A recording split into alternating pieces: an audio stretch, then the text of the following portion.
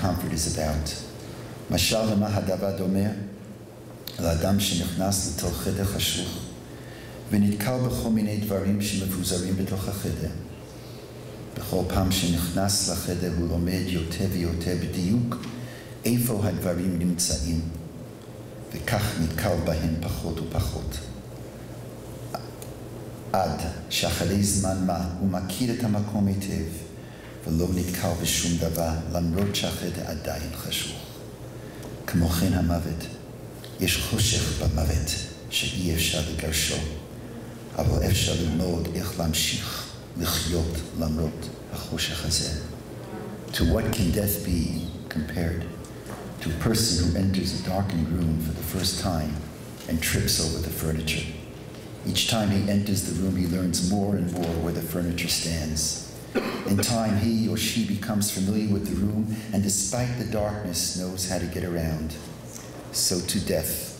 There is darkness in death that cannot be chased away, but it is possible to learn how to continue to live despite the darkness which forever remains. Look at the words of Leonard Cohen, 4 of his best lines. Ring the bell that still can ring. Forget your perfect offering. There's a crack in everything. That's how the light gets in. A spiritual moment for Yizkor. Paint this kind of picture, an image that speaks about Yizkor not as a monologue, but speaks of the memorial prayer as a dialogue. The doors open and souls enter. It's like the Rav Nachman parable of the bridge over a pond, and souls metaphysically make their way across, and they connect to the physical beings that human beings are all about. And the souls enter. We ask our congregants, close your eyes for a moment. Imagine the person for whom you're reciting Yizkor before you. Imagine that moment. Try to feel the touch and the embrace, even though at this moment it may not be a physical one. Close your eyes tight. Can you think of a beautiful moment? This is not a time for negativity and bad moments. A beautiful, positive moment. Can you hold on to that moment? Close your eyes even tighter. Can you think of a teaching from mom, from dad, from a beloved that you want to incorporate into one's life, creating a spiritual moment? Or farewell moments, last moments are very, very powerful moments. How does one say farewell? Imagine this Rosh Hashanah. Instead of beginning our service with the Baruch Hu, imagine going back to the last words that we say in 5,772. The last words. What would the last word be? Look at what Shlomo writes about saying farewell. He says, do you know the way they walk back from the Holy Wall? You don't turn around and walk away. When you meet the Tsar of Russia, you don't turn around and walk away. You walk backwards. And I want to bless you when your children grow up and they walk out of your house and they build their own houses. Sad enough. A lot of children turn around and they don't build a Jewish house anymore. I want to bless you. Your children should walk away backwards. My kids, when they were younger, went on strike.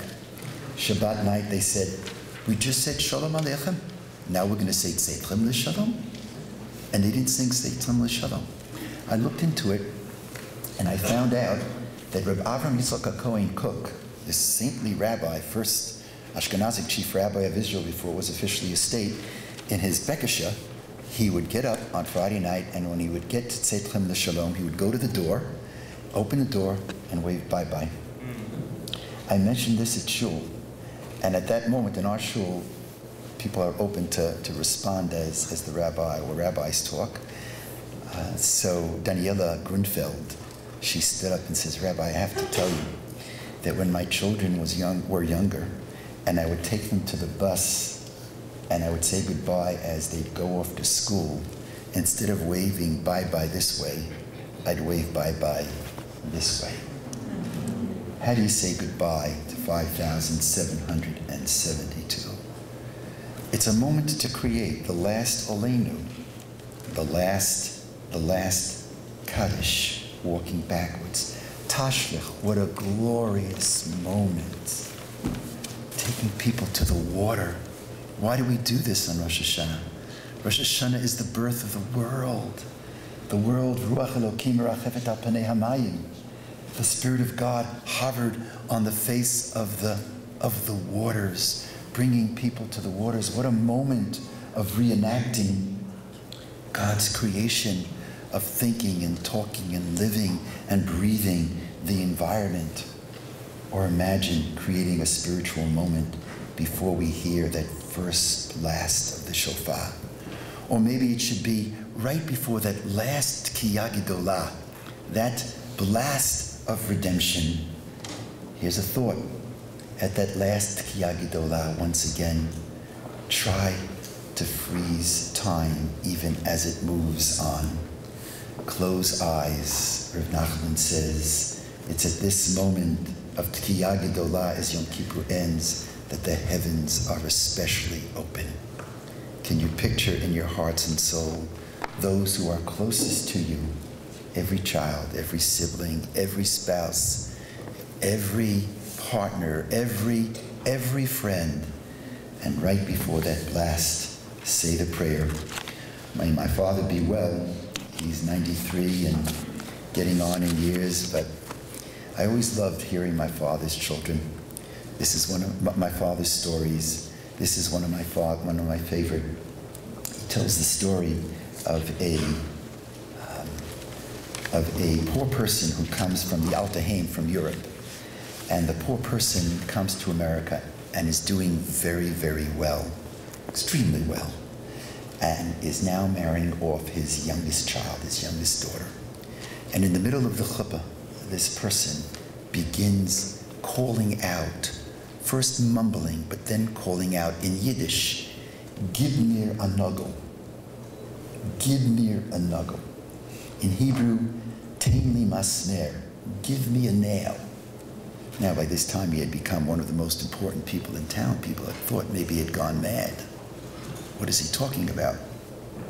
So after the chuppah, they came up to him and said, "What were you doing? What were you asking for? Under the chuppah for a nail?" And I could see my father telling me this story when I was a young boy. So the man said as follows: life is like a wheel. And sometimes the wheel reaches bottom and then it ascends. When I came to this country from Europe, I had nothing. My wheel was at the lowest point it could be. And here I am, marrying off my last child, and the wheel has ascended. And it's at its apex. It's at its top. I realize it's a wheel. So under that chuppah, I was saying a prayer. Dear God, give me a knuckle. Give me a nail. Let me take the nail and drive it into the wheel. So just for now, for a few long moments, the wheel could halt and stop, and I could feel the moment so absolutely, completely. If you'll turn to page 20, in honor of Matt Fenster of blessed memory, who was a member of my dear colleague Rabbi Barry Dove Katz's conservative synagogue. He died a very young man. Read through this, Psalm 23. He spent the last years of his life, I don't think he reached 45, and he offered his commentary on Mizmor LeDavid Hashem Ro'i Lo Echsar. Talk about holding on to the moment. God is my shepherd, I shall not lack. The italics are his commentary. I never have lacked. I'd be so blessed to recognize those blessings. I've never lacked. In lush meadows, he lays me down. Beside tranquil waters, he leads me. This year, I've been able to feel a peace that I had not previously known. In Hebrew, Nachat Ruach. He restores my soul. He writes knowing he was dying, which I believe is eternal. He leads me on paths of justice for his name's sake. I can only hope that I have followed these paths more often than I have shunned them. Gam kelech begate samavet, lo irara ki atai madi. Throughout this ordeal, I've never been afraid.